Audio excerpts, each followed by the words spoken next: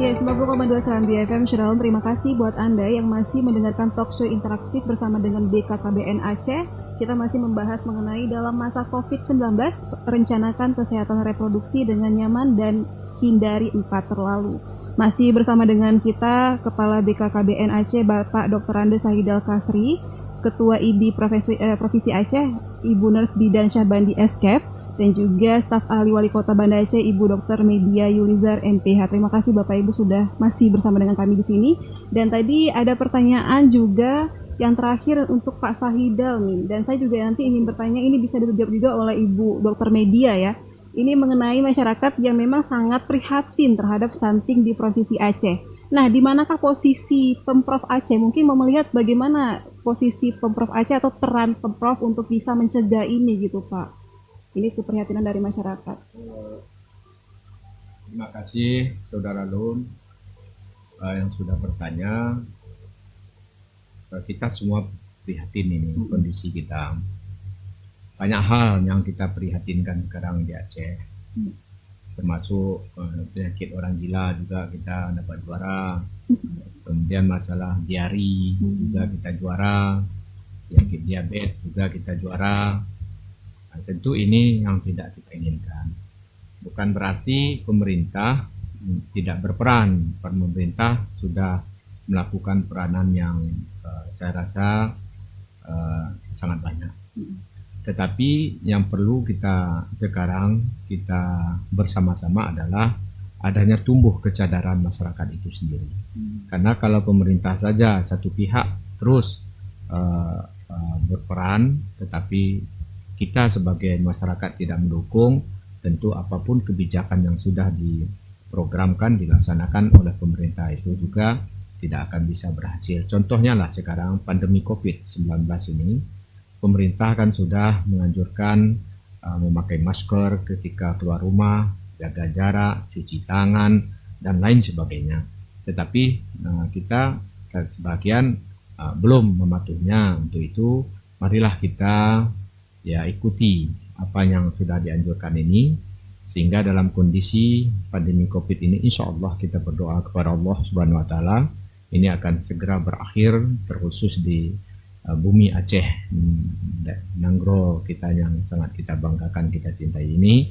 Dan tentu harapan kita dalam kondisi pandemi COVID ini bagaimana menjaga supaya perencanaan dalam keluarga itu bisa terkendali dengan bagus. Maka tingkatkan ketahanan keluarga di kita masing-masing. BKKBN menganjurkan meningkatkan ketahanan keluarga ini dengan 4 upaya. 4 upaya pertama yaitu setiap keluarga, karena kondisi sekarang ini banyak waktu kita tinggal di rumah atau stay at home. Walaupun sebagian memang kita masih beraktivitas, tetapi waktu kita itu masih banyak luang di dalam rumah. Makanya kita menganjurkan berkumpullah bersama keluarga. Kepada suami istri dan anak-anak ba'da maghrib, sambil selesai sholat maghrib sambil mengaji lah, boleh kita ajak anak-anak berkumpul.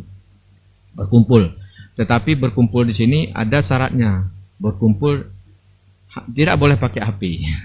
Sebagian orang kan berkumpul, tetapi masing-masing pegang HP. Ayahnya pegang HP, ibunya pegang HP, anak pun pegang HP. Wajah saja jumpa, tetapi hati tidak. Maka BKKBN di samping berkumpul itu menganjurkan juga berinteraksi. Langsung bicara. Tadi apa kabar? Kemudian suami pun nanya ibunya, istrinya, istri pun nanya suami. Ini kadang-kadang 3 hari, 4 hari, bahkan sampai 1 minggu tidak pernah kita bicara secara langsung, hanya pakai WA atau media sosial.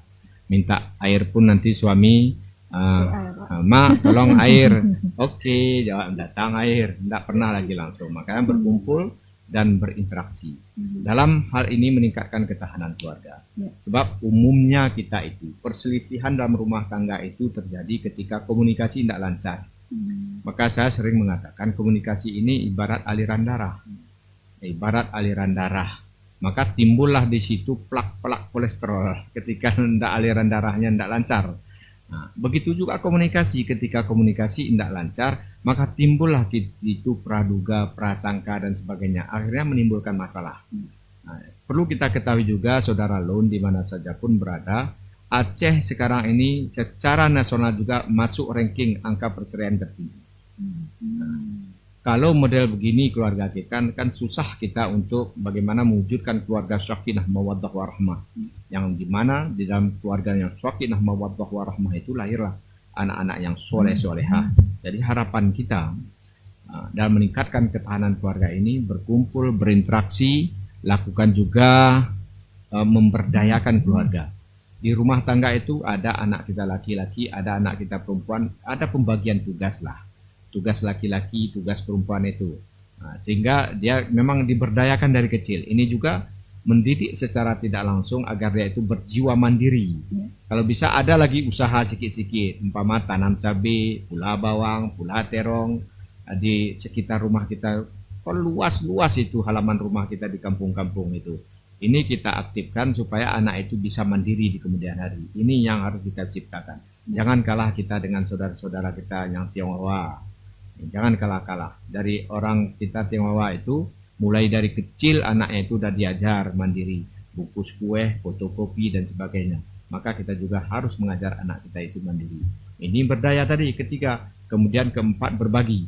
Apalagi dalam kondisi pandemi COVID ini, ada saudara kita yang kekurangan secara ekonomi, kita yang kebetulan ada sedikit-sedikit sama kita, marilah kita berbagi, berbagi rezeki yang ada kepada kita dengan saudara-saudara kita.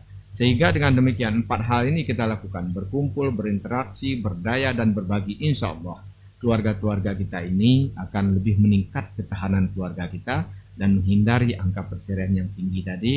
Dan lagi adalah membina generasi kita agar bisa berakhlakul karimah. Saya rasa ini dan peran pemerintah itu ya Saudara Lun sudah ada, tetapi mari kita dukung bersama-sama di segenap lapisan masyarakat. Iya, ya baik. Bu Dr. Media, ini sama halnya seperti yang dilakukan oleh pemerintah Kota Banda Aceh juga. Pemerintah Kota Banda Aceh juga sudah mengupayakan supaya memang angka stunting ini juga bisa turun di Banda Aceh. Seperti itu, Bu. Ya, jadi yang disampaikan tadi itu memang di Banda Aceh cukup tinggi itu angka perceraian, ya. Jadi angka kekerasan juga, ya kekerasan dalam rumah tangga. Nah ini memang hal-hal yang memprihatinkan. Cuma memang kan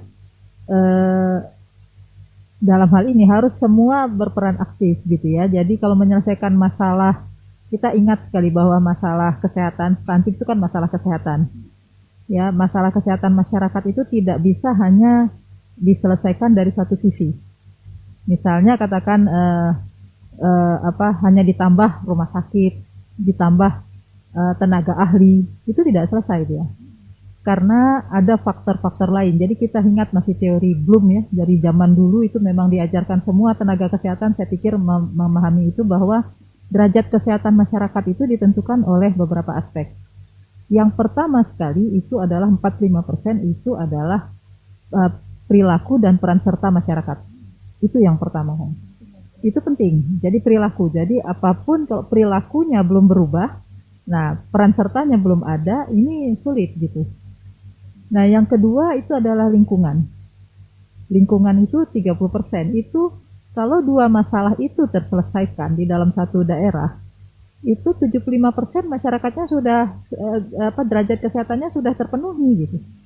Nah barulah di 20%-nya itu adalah pelayanan sarana dan prasarana pelayanan kesehatan. Itu baik puskesmas maupun sampai rumah sakit rujukan maupun tenaga ahli di situ.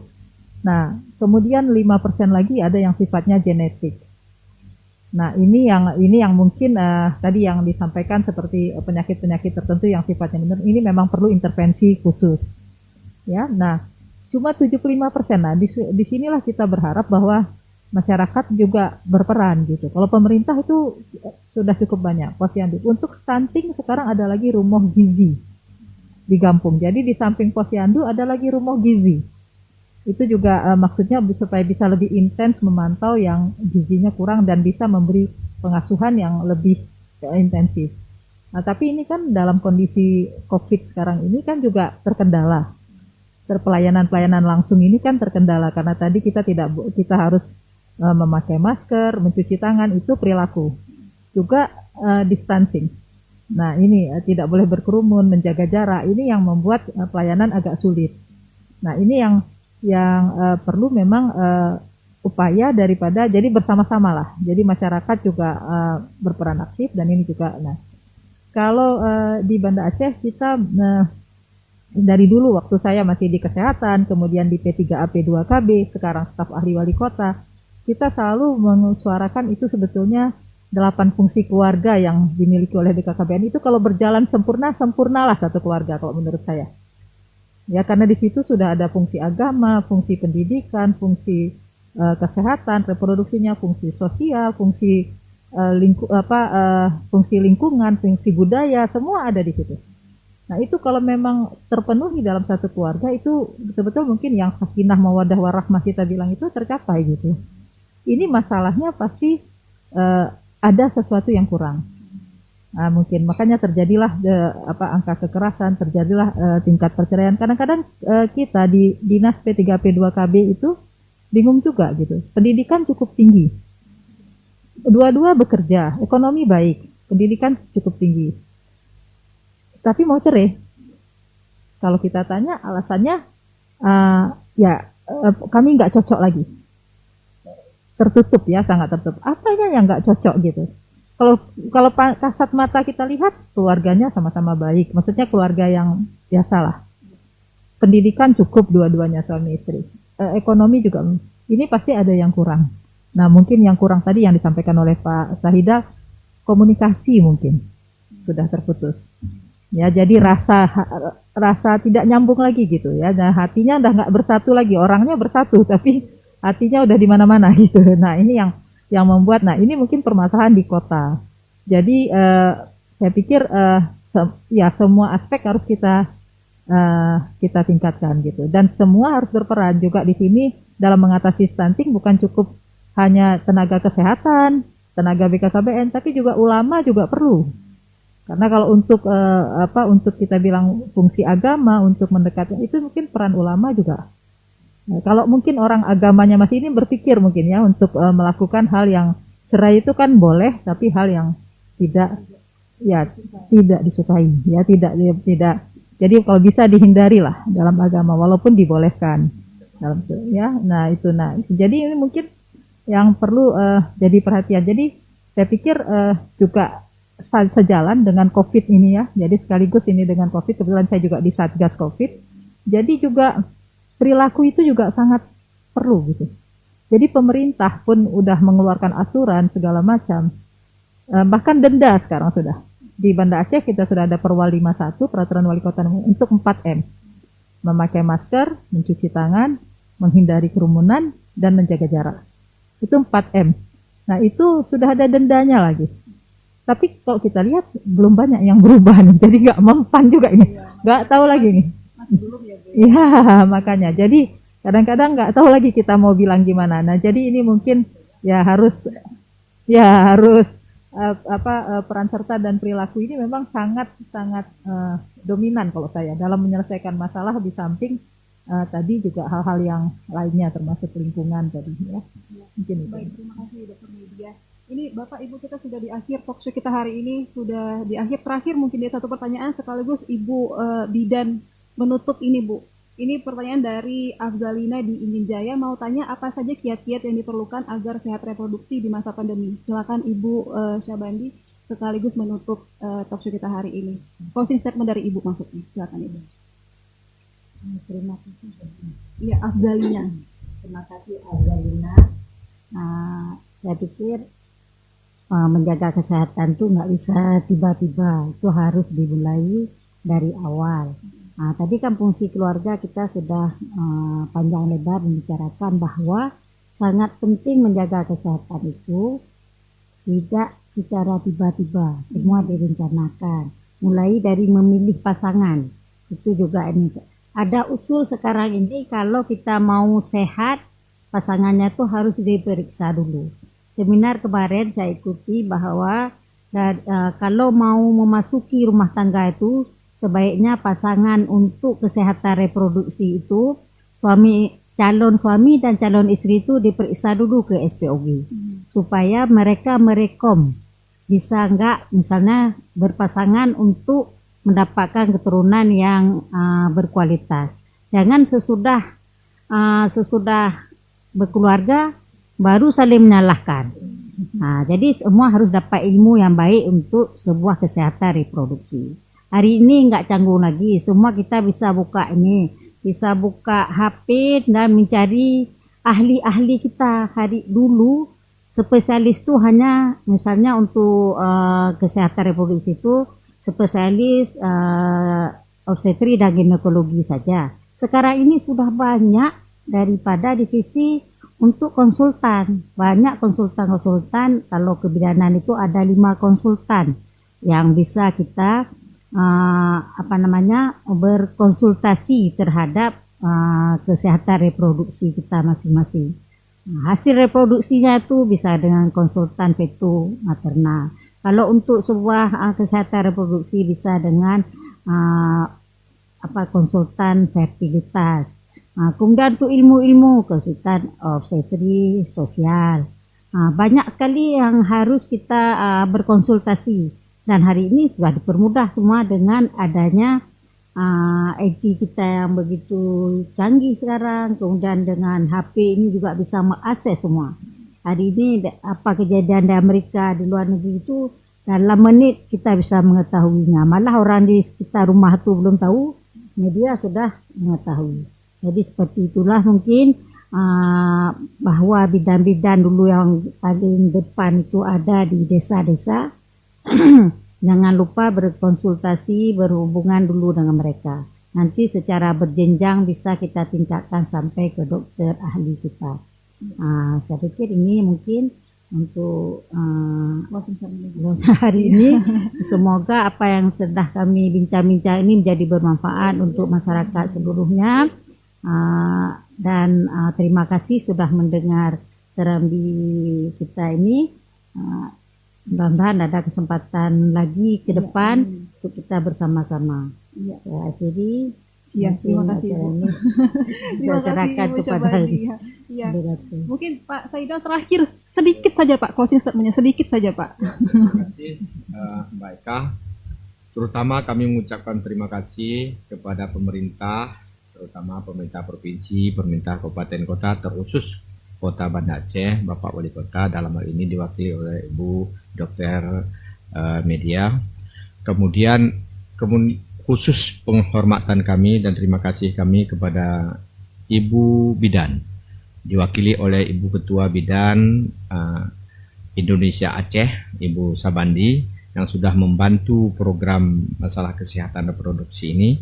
Mari dalam rangka Hari Kontrasepsi Sedunia ini, yang kita sudah diberikan target sekitar 3.000-an, itu sampai sekarang itu kita belum mencapai target itu, kita masih 75,7%. Harapan kami dalam waktu tinggal sisa 4 hari sampai tanggal 26 ini, ya nanti melalui Ibu Ketua WA lah di grup-grup bidan itu, mari kita setiap kabupaten kota agar memberikan pelayanan itu, terutama MKJP, implan dan IUD, sehingga ini pengaturan kelahiran ini betul-betul dapat kita kendalikan.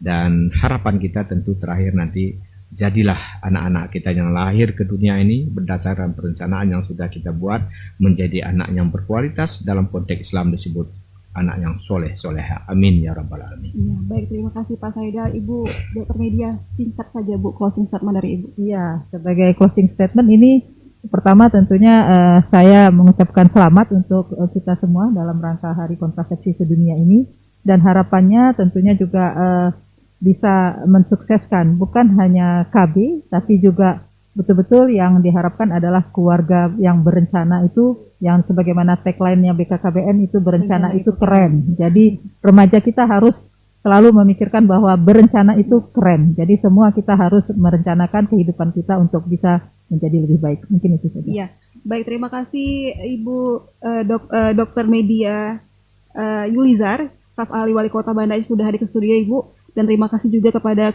Kepala BKKBN Provinsi Aceh, Dr. Anda Saidal Kasri, terima kasih sudah hadir Bapak. Dan juga kepada Ibu Nurse Bidan Syahbandi Eskep, Ketua IBI Provinsi Aceh, sudah sharing bersama dengan kita di hari ini dalam rangka memperingati Hari Kontrasepsi Sedunia tahun 2020. Dan semoga perbincangan ini bisa memberikan pemahaman yang lebih kepada masyarakat untuk bisa mewujudkan kehidupan reproduksi yang sehat dan juga mewujudkan keluarga berencana yang bahagia juga ya Pak. Baik, terima kasih Ibu Bapak. Assalamualaikum. Salam warahmatullahi wabarakatuh. Ya, itu dia akhir dari talkshow interaktif bersama dengan BKKBN Aceh. Terima kasih buat Anda yang sudah mendengarkan. Dan buat 3 penanya tadi yang sudah bertanya, setelah ini bisa langsung menghubungi studi kami untuk bisa mendapatkan souvenir cantik dari BKKBN Aceh.